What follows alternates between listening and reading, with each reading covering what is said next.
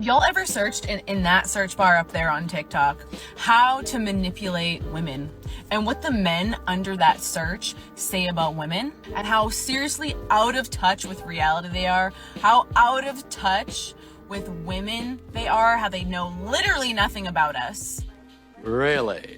Gentlemen and gents, because I have a plus 20 natural immunity to the idiocy of modern women, I have taken the liberty of staring deep into the abysmal void known as TikTok to peruse their library of tutorials that women have created on how to manipulate men. Everything from psychological abuse to weaponizing the silent treatment as well as emasculating our egos. I have barely scratched the surface on some of the stuff that these women pull. They honestly think that these things will somehow keep us in line and make us want them even more. And personally, I find this hilarious because your average dude isn't all that complicated. For most of us, all we want is some peace, the occasional back rub, and for you to not be weirded out when we want to play dodgeball in a bounce house. Seriously, if you cheer us on while we try to do a midair Hadouken with a dodgeball, that makes you like 85% wife material. And I'm only half joking when I say that. A common theme I saw in there was like, oh, create distance or like disappear on her. Like, you know, that type of tactic that a lot of guys will use on us to try to get us to like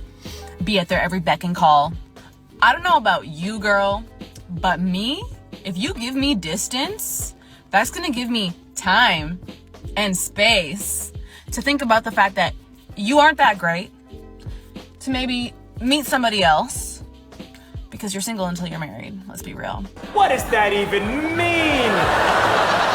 You're single until you're married? What kind of gibberish is that? If modern women have taught us anything, is that even if you are married, you still act like you have the right to act single. You stay in touch with your exes, you go on debauched girls trips, and you get butthurt every time we make a boundary. You don't sound empowered when you say this. All you're doing is proudly proclaiming that you will cheat in the event that you are mildly upset at something. And if there's one thing a self-respecting man won't tolerate, it's disloyalty. And let's be honest here, the silent treatment goes both ways. If anything, you are notorious for giving us distance and petty silence for even the smallest of infractions. So don't act like you're innocent in this matter, because when you weaponize this petty stuff, you do it with blazing efficiency. It's almost impressive in a pathetic sort of way, and you expect us to merely take that insult. But if the same thing happens to you, it's grounds for completely destroying the relationship. If it wasn't for double standards, you wouldn't have any at all. Why would you give a woman that you feel you need the need to manipulate? Obviously you have feelings for her, you think you're not good enough.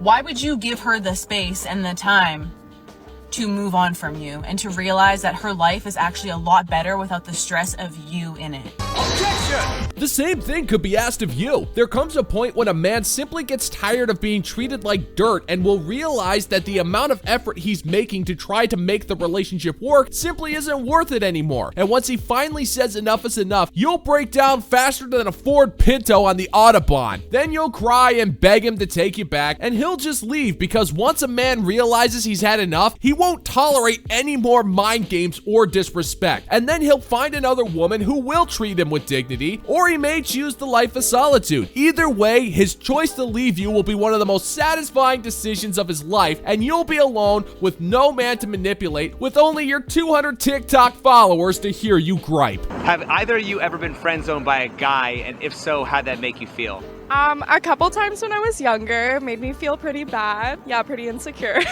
I was actually friend zoned by my boyfriend, but we're now dating.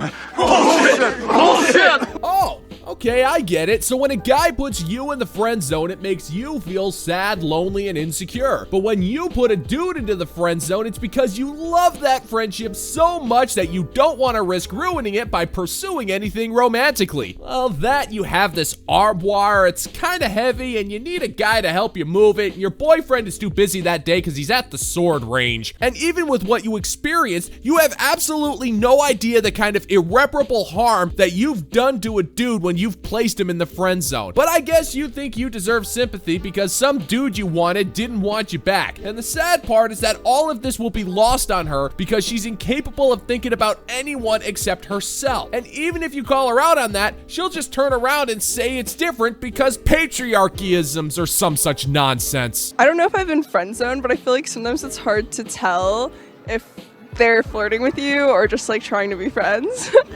And we actually were just talking about this. I feel like if a guy is not like flirting with you directly, then they're just trying to be friends.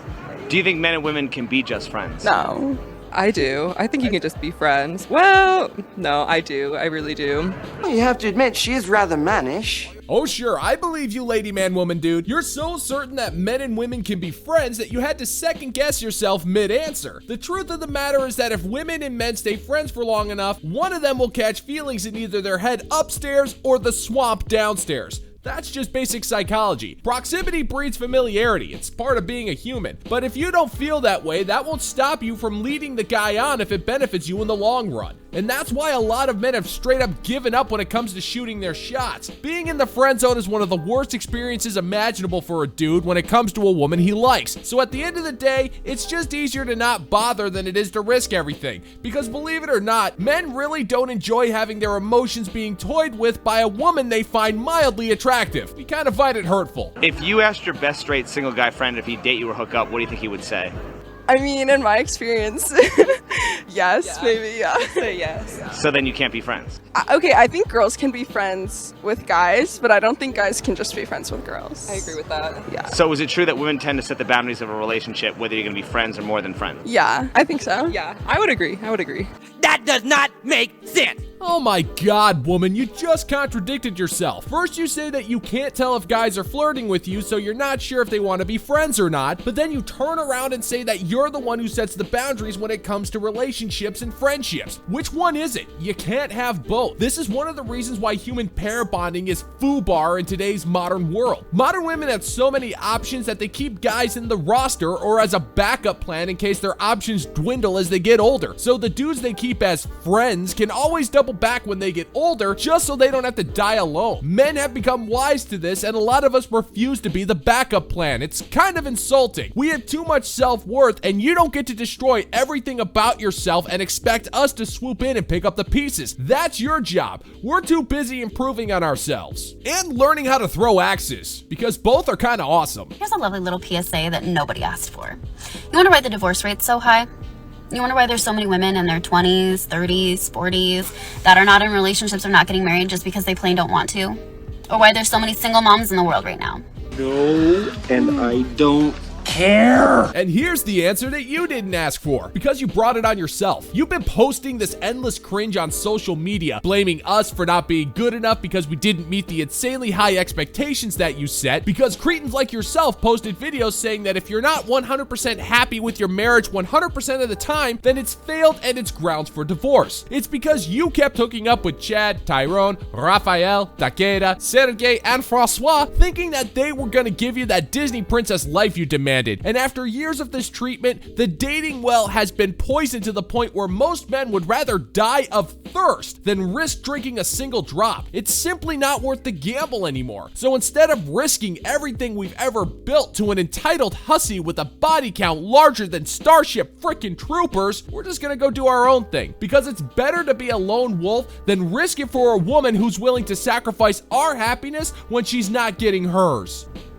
It's very easy, very simple. Women are not accepting the bare minimum. Let me say that again. Women are not accepting the bare minimum anymore. If you want to be a partner, please be a partner. If you want to be in a relationship, please give benefit to someone. I can pay my own bills. I can make my own food. I can raise my own kids. I don't care! Gentlemen and gents, it's time to play your favorite game, What is the Bare Minimum? Go ahead and enter your answers in the comment section down below as we try to disseminate what exactly the hell these modern women mean when they accuse us of doing the bare minimum. Is the bare minimum A, a 1999 Skinamax softcore erotic thriller, B, a men's boxer brief underwear boutique, C, a 2001 Mercury Mystique, or D, Dirty Harry sock drawer? And as far as I'm concerned, any of these answers are acceptable because I have no idea what the hell she is talking about when she complains about the bare minimum, especially when she's bragging about how she pays bills, cooks food, and apparently raises children or something, which is a part of doing the bare minimum for being an adult. Stop acting like you get a medal for doing stuff like that. I understand that you're tired at the end of the workday, but so am I. But guess what? Someone has to do the laundry. Someone has to make dinner. Someone has to watch the kids. If you're not going to do that with someone, then just don't do it. Because we can do it all ourselves. And we have a lot less socks to turn right side in the laundry. So thank you. I don't care. I don't care. Why is this an issue? I'm just trying to facilitate. I don't care. Al. Going second. I don't care. I don't care. Okay. I don't care. I don't care. I don't care. Going second. I don't care. Woman, you are acting like an entitled brat. You are complaining that the man who is working a full-time schedule isn't also cooking, cleaning, or taking care of your children, but you're also saying that you don't need him to do that. So which one is it? You can't blame for one and celebrate the other. If you want him to contribute more to your household, then what are you bringing? Because it sounds to me like you want to stress him out more and make his life harder while contributing absolutely nothing except a bad attitude, illegitimate mouths to feed, and infrequent access to your overhyped grind box of ruthless grief. You're offering him a bum deal, then getting offended when he refuses to accept, which is exactly the reason why there are so many single mothers out there right now. Men do not want partners. Partners are for lawyers and buddy cops. They want women who will trust them to lead, not endlessly whine about why they don't unroll their socks before putting them into a laundry basket. I'm divorced. I thought I'd be happier, except the judge set the child support amount at $326 a month.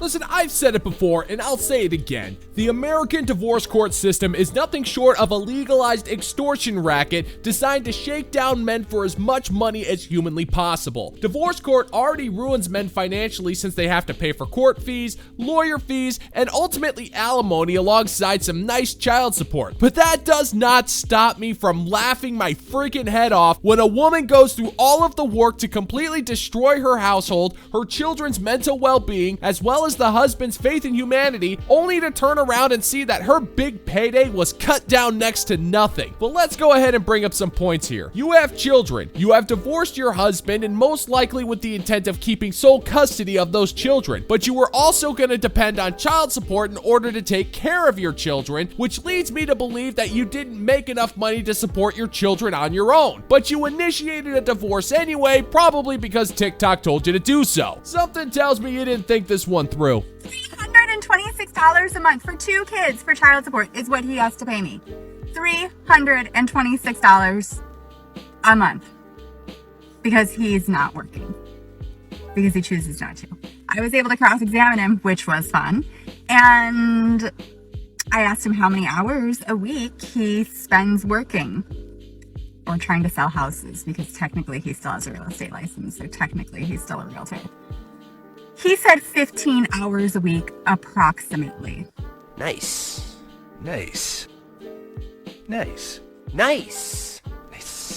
Hold up, you mean to tell me that your husband was only working 15 hours a week and the court still ruled that he had to pay you child support, and you're sitting there complaining that he isn't paying you enough? The fact that this court's saying he still owes you child support is just more proof that the family court system is nothing short of a legalized scam. You clearly make more money than him, but you're frustrated he's not giving you more money? Why should he? Woman, you're clearly working more than he is, so money shouldn't be an issue. And even if it was, you should have thought about that before demanding a divorce. But look on the bright side. Now you get to spend more time proving to the world that you're a strong and independent woman who don't need no man's child support to raise her 2 kids on a single woman's salary. This is every modern woman's dream, and it's been handed to you on a silver platter. So quit whining and start celebrating. Unless the only reason why you got a divorce was for 18 years worth of free money from your ex, and if that's the case, it really does suck to be you.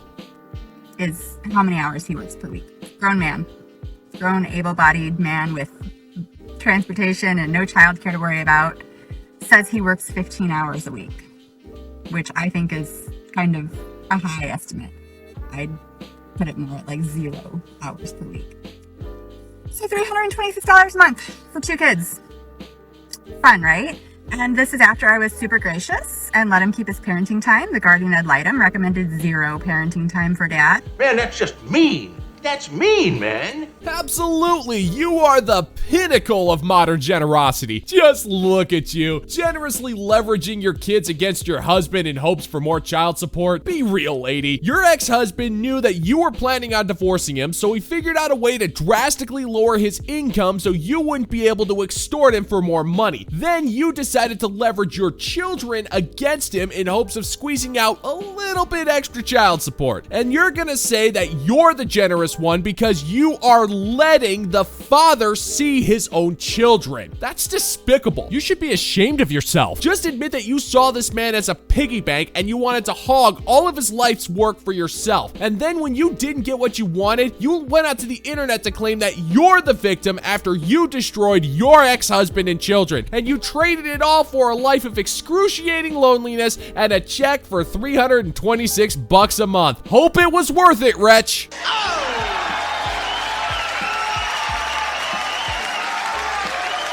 And that's gonna do it for today's video, gentlemen and gents. As always, if you find that my particular brand of comedy is bringing you to the brink of laughter, then why don't you scroll on down and click that like and subscribe button and ring the notification bell so we could give the good old-fashioned middle finger to the YouTube algorithm. Thank you so much for checking out the new video, and until next time, peace out, homies.